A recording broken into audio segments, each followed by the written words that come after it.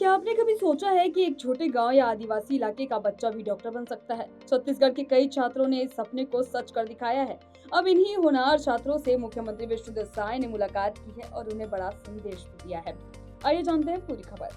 राजधानी रायपुर स्थित मुख्यमंत्री निवास में एक खास कार्यक्रम आयोजित किया गया। इस कार्यक्रम में प्रयास आवासीय विद्यालयों के उन छात्रों को बुलाया गया जिन्होंने नीट 2026 में शानदार सफलता हासिल की। मुख्यमंत्री विष्णुदेव साय ने सभी विद्यार्थियों से मुलाकात की, उनका स्वागत किया और उनके उज्जवल भविष्य की शुभकामनाएं दी। मुख्यमंत्री ने कहा कि ये सिर्फ छात्रों की नहीं बल्कि पूरे छत्तीसगढ़ की उपलब्धि है। खास बात यह है कि प्रयास आवासीय विद्यालयों में पढ़ने वाले ज्यादातर छात्र आदिवासी और आर्थिक रूप से कमजोर परिवारों से आते हैं। ऐसे में उनका नीट जैसी कठिन परीक्षा में सफल होना बेहद गर्व की बात है।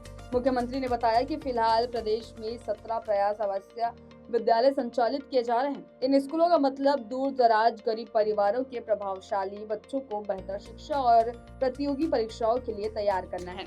उन्होंने छात्रा से कहा कि डॉक्टर का स्थान समाज में भगवान के बाद माना जाता है, इसलिए सिर्फ अच्छे डॉक्टर ही नहीं बल्कि अच्छे इंसान भी बने। मरीजों के साथ अच्छा व्यवहार भी इलाज का एक अहम हिस्सा होता है। मुख्यमंत्री ने कहा कि आज छत्तीसगढ़ में शिक्षा के क्षेत्र में लगातार काम हो रहा है। प्रतियोगी परीक्षाओं की तैयारी के लिए प्रदेश भर में नालंदा परिसर बनाए जा रहे हैं। इनमें 34 नए नालंदा परिसर निर्माणाधीन है, जहां छात्रों को 24 घंटे ऑनलाइन और ऑफलाइन पढ़ाई सुविधाएं मिलेंगी। उन्होंने ये भी बताया कि दिल्ली स्थित ट्राइबल यूथ हॉस्टल में सीटों की संख्या 50 से बढ़ाकर 200 कर दी गई है। यहाँ छात्रों को मुफ्त रहने और खाने की सुविधाएं दी जा रही है। इसी हॉस्टल के 13 छात्रों ने इस साल यूपीएससी प्रारंभिक परीक्षा भी पास की है। मुख्यमंत्री ने बताया कि राज्य बनने के समय छत्तीसगढ़ में सिर्फ एक मेडिकल कॉलेज था, लेकिन आज सरकारी और निजी मिलाकर 15 मेडिकल कॉलेज संचालित हो रहे हैं। साथ ही 5 नए मेडिकल कॉलेज भी बनाए जा रहे हैं, जिससे एमबीबीएस की 250 नई सीटें बढ़ेंगी। इस दौरान मुख्यमंत्री ने प्रधानमंत्री नरेंद्र मोदी के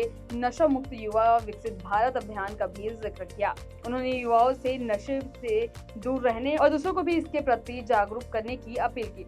कार्यक्रम के दौरान छात्रों ने मुख्यमंत्री से कई सवाल भी पूछे। शिक्षा, रोजगार, राजनीति, प्रशासन और बस्तर के विकास जैसे मुद्दों पर मुख्यमंत्री ने विस्तार से जवाब दिया। उन्होंने कहा कि सरकार का प्रयास है कि संसाधनों की कमी किसी भी होनहार छात्र की पढ़ाई में बाधा नहीं बने।